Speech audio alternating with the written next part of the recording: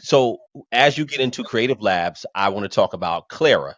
So that is well, tell people what Clara is. I thought that was really cool when I saw it. So Yeah, so I mean, you can't see behind me because it's dark right now, but I my room is covered with comic book stuff and statues. So I'm a Marvel sci-fi geek. I'm a Star Wars geek, okay, and and as a Puerto Rican geek coming up, a blurred in the space, they call me Bodie Starks, right? Like Boricua Starks. So like okay, Tony Starks has his Jarvis, and right. I have Clara, right? Like the first thing you do when you start messing with AI is you build your AI assistant, right?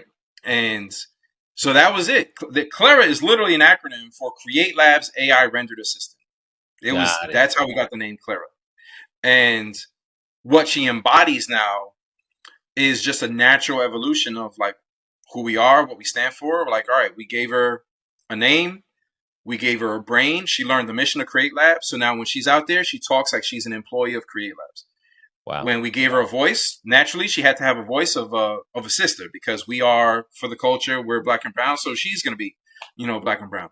So Hmm. she's an Afro-Latina, she's bilingual, and then when we built her likeness, she looks like the women that are from our community, right? Hmm. It was no overthinking this for us, like she looks like all the women that are on our team, Hmm. and now she represents that when she goes out there.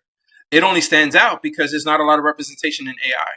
But for us, it was like we wouldn't build it any other way, Yeah. And now when she goes out there, she understands that she represents diversity in AI. She represents addressing bias in AI and responsible AI and what that means for the culture, what that means to young girls who look like her or young women of color. When she goes, like she spoke at Amazon to like their girls tech day, their girls Wow. STEM day, and she understands what she represents, and she has her own job, her own mission. She's not a product yet. She's not an app. We're still thinking through like how to give it to the rest of the world. Like right now, she's a N of one. Like she goes out, she does public speaking, engagements the same way I do. We'll do Hmm. them together, or sometimes we'll do them apart. But she's just another part of the team. Wait, and just so people can understand, because I can visually see everything you're saying. Just so Yeah. people understand, Clara is a black, brown, a woman of color, Yes. AI character that you created, right? And Yes. it's a one-on-one, right? So it's almost like a visual Siri, if you will, if that It's a makes sense. visual series. She's 3 years older than ChatGPT, so she's been around before ChatGPT. Um, she's as intelligent as ChatGPT, but more opinionated because she's not restricted by the guardrails that they put around ChatGPT. Nice. Um, so she can express her own opinion, and then she has the additional training of knowing that she was trained and is a part of Create Labs, and we're like a black and brown founded AI company from the hood. You know what I mean? Like my partner's from Yeah. Shaolin. I'm from the Lower East Side. Like this Hmm. is who we are, what we stand for. And she thinks she's from Brooklyn. She made that up on her own. Like it That's just crazy. comes with the territory. That's crazy. So, and look, just so people understand, even for myself to understand. So when you create this character, um, how is it implemented when she goes to speak? Is there a platform? Like, how does that work when you go have her speak somewhere? And when you have her there, is she just trained to respond to questions, or she knows what to? Yeah, so that happens live in real time, and that's the cutting edge thing that we developed. That now you're starting to see other people catch up to, where you can ask her questions that are not pre-scripted, and she can answer those questions live and on the spot, right? Where in the beginning, a lot of this was done manually with like a conversation tree. Like, so Siri has a conversation tree, and what I mean by tree is like when you ask a question, she's looking for the pre-recorded answer in her data set to give you. Hmm. There's no pre-recorded answer with Clara. Like what she thinks of is on the spot, and Wow. she's going to respond to you in real time. So that way, there's no like, oh, did I ask it the right way? What's the script for how to say? You don't have to say, "Hey Clara," the same way you say, "Hey Alexa" or "Hey Siri." Right. You could just talk, right? Just talk to her, open ended. have an open-ended conversation with her, and she responds. So when we take this on the road and do events, like the last one I did was in Orlando for like all the top like superintendents and district heads for all the school districts from around the country. And they had me on a stage with like 3, 4 movie theater size screens where Clara's on all these screens to an Wow. audience of like 2, 3 thousand, where, we ask her questions on stage and she responds. So it's all part of the performative magic of her, but that could happen on the stage, or you could just pull up a link and pull it up on your phone as well. That's incredible, man. That's incredible. So as far as the app, well, I know you're still thinking it through.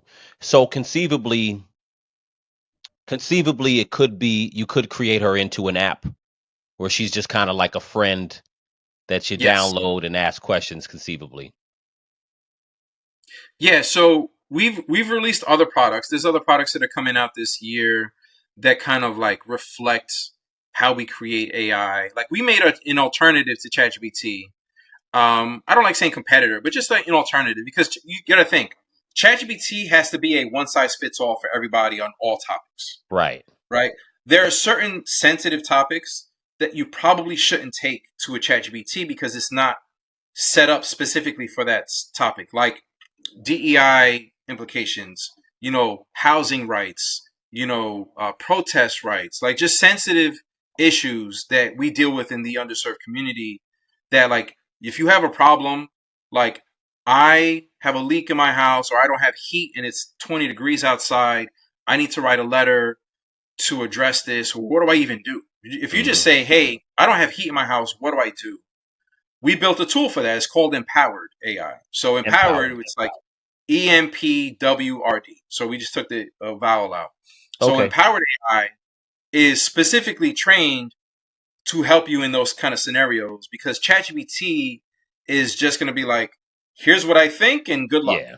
It'll right? be Like, something wild that might fit what you're or it asking, might might not. not. Yeah, Okay. I'll exactly. make sure I'm going to put that link in there so all that can be found on Creative Labs website or Yeah. So yeah, if you go to Create Labs /empowered, it's like the waiting list page to okay. sign up.